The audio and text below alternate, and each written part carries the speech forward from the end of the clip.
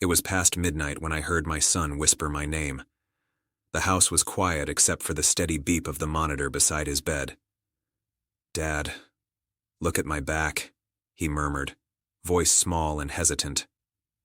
I froze.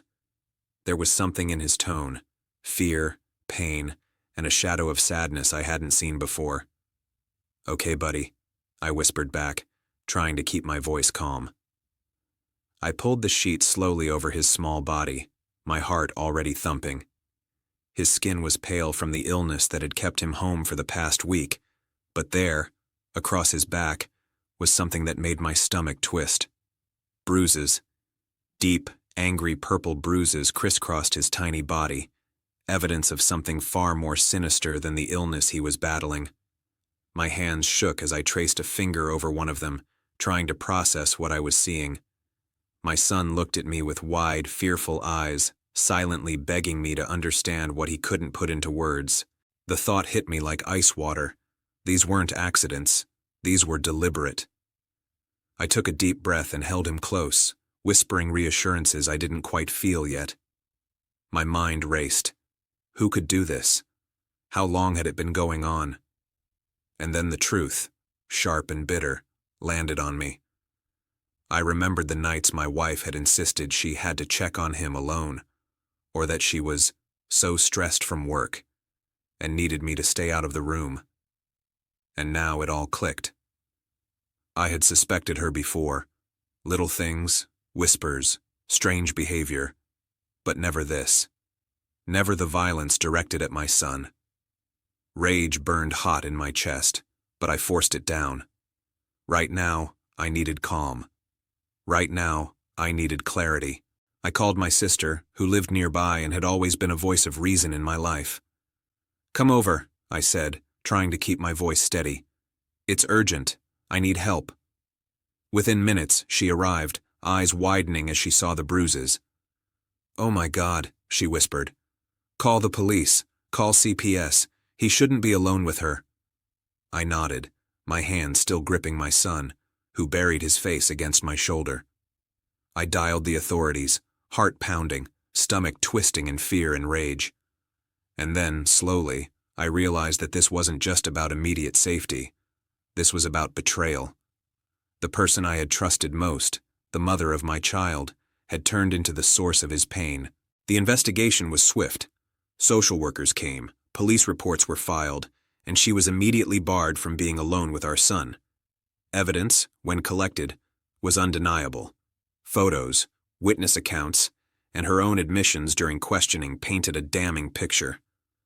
I watched her face as she realized the gravity of what she had done. Not the fear of legal consequences, but the shock of exposure. Meanwhile, my son was quiet, small, and scared. But he was safe. For the first time in days, he slept without flinching, without expecting pain in a place that should have been sanctuary. And as I watched him breathe, I felt a surge of relief, anger, and determination all at once. I didn't want revenge in the conventional sense. I didn't want to see her humiliated or punished in front of strangers, though justice would follow naturally.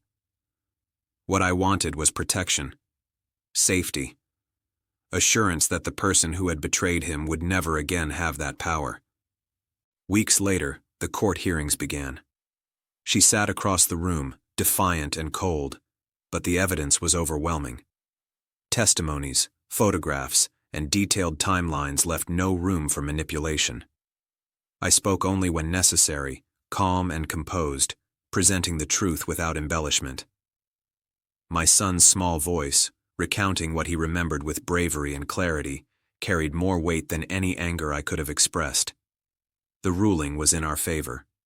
Custody was granted to me, full and unwavering. She was barred from unsupervised visits, required to attend counseling, and ordered to stay away from our son until further evaluation. As I left the courtroom, holding my boy close, I felt a mixture of sorrow and relief.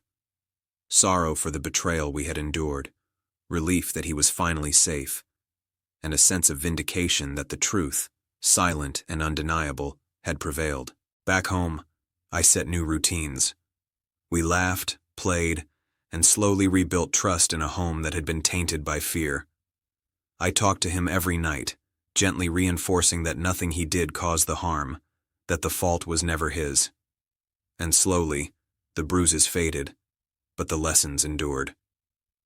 I promised myself that betrayal, no matter how deep, would never define us.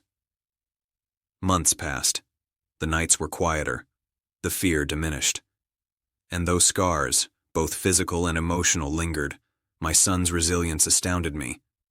He smiled again, ran again, and trusted again. And I learned something profound through the pain. Sometimes the worst betrayal comes from the person closest to you, but the strongest protection comes from the love you refuse to let break. I never confronted her directly after the court ruling. I didn't need to. Her exposure, the legal consequences, and the knowledge that she had lost her place in both our lives was punishment enough. True power, I realized, isn't revenge.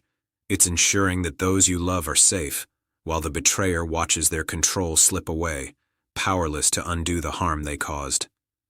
Now, years later, I see my son thriving, laughing, learning, exploring.